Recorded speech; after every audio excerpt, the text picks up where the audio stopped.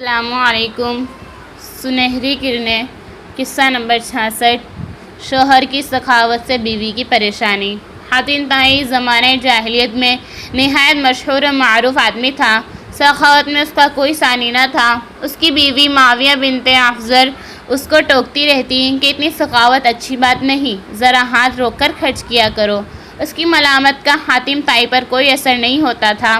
اس کی جلی کٹی ضرور سنتا مگر مرضی اپنی کرتا۔ اس کے پاس دور دور سے لوگ ملنے آتے، اس کی مہمان نوازی سے لطف اندوز ہوتے اور دعائیں دیتے ہوئے جاتے۔ معاویہ کا ایک چچا زاد بھائی تھا جس کا نام مالک تھا۔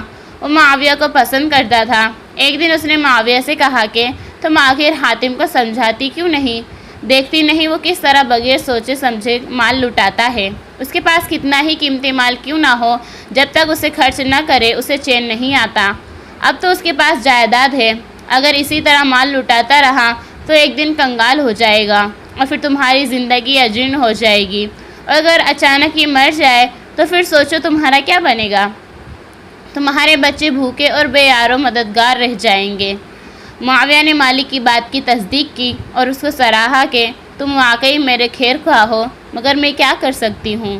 مالک نے اسے ورگلایا، اگر تم حاتم سے طلاق لے لو تو میں تم سے شادی کر لوں گا۔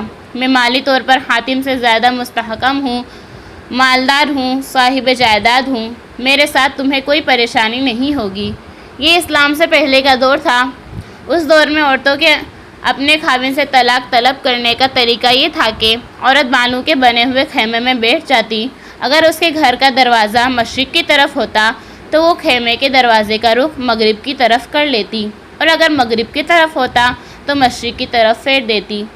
یہ گویا اعلان تھا کہ عورت اپنے خاوند کے ساتھ نہیں رہنا چاہتی۔ معاویہ اپنے چچا زاد کی چکنی چپڑی باتوں میں آ گئی اور آخر اس نے خیمے کے دروازے کا رخ بدل لیا۔ حاتم گھر آیا تو دیکھا کہ دروازے کا رخ بدلا ہوا ہے۔ اسے سمجھ آ گئی کہ معاویہ اس کے ساتھ نہیں رہنا چاہتی۔ اس نے اپنے بیٹے عدی کو بلایا اور کہا کہ دیکھو تمہاری ماں نے کیا کیا ہے۔ عدی نے کہا کہ میں نے بھی دیکھ لیا ہے، مگر میں بھی کیا کر سکتا ہوں۔ حاتم نے اپنے بیٹے کا ہاتھ پکڑا اور تھوڑی دور ایک وادی میں جا کر سکونت اختیار کر لی۔ اسی دوران میں 50 افراد پر مشتمل ایک قافلے نے حسب معمول حاتم کے گھر کے سامنے آ کر پڑاؤ ڈالا۔ مہمانوں کا یہ قافلہ دیکھ کر معاویہ کے پاؤں تلے سے زمین نکل گئی۔ اس نے اپنی لونڈی کو بلوایا اور اس سے کہا کہ تمہارے چچا زاد بھائی مالک کو مہمانوں کا بتاؤ، اس سے کہو کہ ان کے لیے دودھ اور کھانے پینے کا سامان فوراً بھجوائے، آخر مہمان نوازی تو کرنی ہوگی۔ لونڈی سوچ رہی تھی کہ آج لوگ حاتم کا مقام جان لیں گے، یقیناً آج کی رات فیصلہ کن ہے۔ لونڈی مالک کے پاس گئی اور معاویہ کا پیغام دیا۔ پیغام سنتے ہی مالک نے اپنا سر پیٹنا شروع کر دیا، اپنی داڑھی نوچی اور کہنے لگا، جاؤ معاویہ کو میرا سلام کہو اور یہ کہو کہ اس مہمان نوازی اور اسراف کی وجہ سے میں نے تمہیں حاتم سے طلاق کا مشورہ دیا تھا، اب مجھے اس مصیبت میں پھنسانا چاہتی ہو۔ میں باز آیا ایسی سخاوت اور مہمان نوازی سے، اب 50 آدمیوں کی مہمان نوازی میرے بس کی بات نہیں۔ لونڈی نے اگر معاویہ کے سامنے مالک کے الفاظ دہرا دیے۔ معاویہ کو یہ جواب اچھا نہ لگا۔ گھر میں مہمان بیٹھے تھے، آخر وہ حاتم طائی کی بیوی تھی، اس کے گھر میں ہر وقت مہمانوں کا میلہ لگا ہوتا تھا۔ اس نے اپنی لونڈی سے کہا کہ جاؤ حاتم طائی اپنا دور نہیں قریب ہی وادی میں ٹھہرا ہوا ہے، اسے بتاؤ کہ تمہارے مہمان گھر میں بھوکے پیاسے بیٹھے ہیں، ان کے کھانے کا بندوبست کرو۔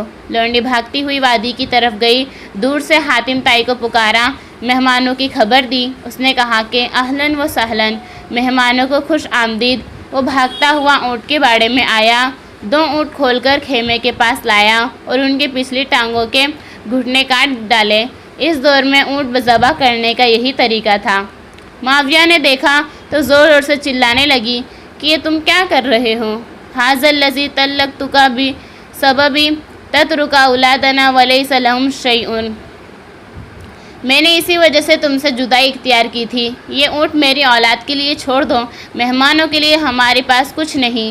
حاتم طائی نے جواب دیا، معاویہ تیرا ستیہ ناس ہو، جس ذات نے ان مہمانوں کو، تیری اولاد کو اور ساری مخلوق کو پیدا کیا ہے وہی ان کا روزی رساں ہے، تم فکر کرنے والی کون ہوتی ہو؟